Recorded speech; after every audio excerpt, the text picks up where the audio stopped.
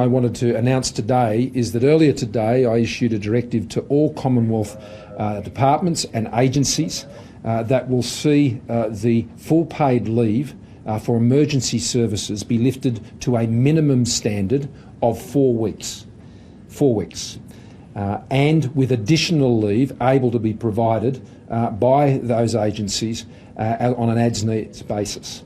This will lift emergency services leave to effectively what is the same standard for defence reservists when they're called out. What this will do is a number of things. There's some 150,000 Commonwealth employees, and they're not all in Canberra. They're in Adelaide. They're on the Gold Coast. They're over in Western Australia. They're down in my home community in the Sutherland Shire in southern Sydney. They're all over the country.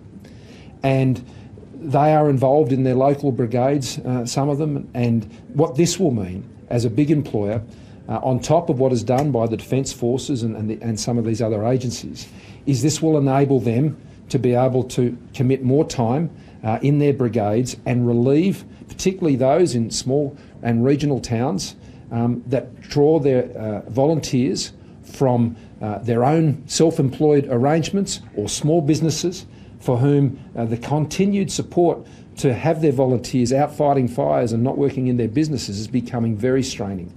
And I would be calling on, as we've been in contact today with some of the large companies, for them to also work with us on this, and I acknowledge what ANZ did yesterday in particular. I thought that showed great leadership, and I commend them for doing that. And we'd be looking for more companies to be taking that role on. This means that we'd have more people able to be deployed out of those mainly metropolitan brigades, and to be able to relieve those in country and rural areas, and allow those very tired firefighters, particularly in parts of New South Wales where they've been going for weeks on end, and that they can go home to their families and their businesses, and the if you like, the reserves can come out of the cities and the metropolitan areas of Commonwealth employees and state employees.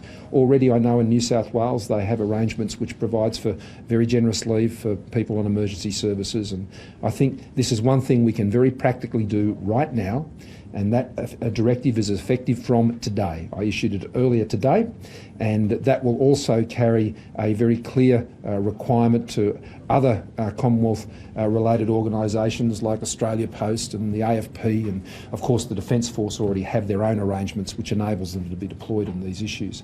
The other thing which we've done in the last 24 hours after consulting with commissioners and state premiers, where I've had that direct interaction, is to ensure that our ADF is taking a more forward-leaning and proactive approach with response centres like we have here in Mount Barker or anywhere else around the country.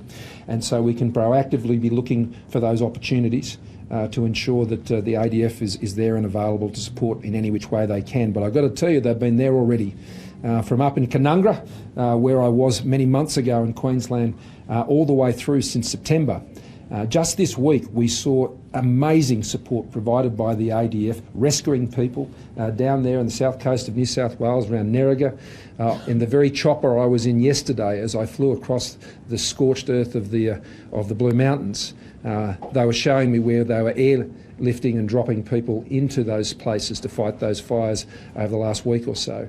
So the ADF is very much involved, and they're leaning in. They're leaning forward to provide that support to Australians, whether in their rural communities or wherever they need to be. And I want to thank the ADF and the Minister for Defence for taking that initiative and to ensure that we're leaning into this task together.